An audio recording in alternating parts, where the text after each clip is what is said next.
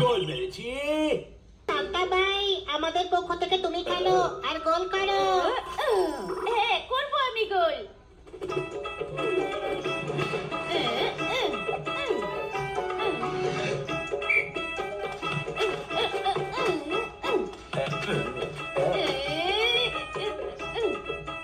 Santa ভাই, pass দাও। কেন? আমাকে গোল করতে বলেছে, আমি গোল করব। আরে বাবা, এ কারোর কথা শোনে না, যেটা মনে করে সেটাই করে।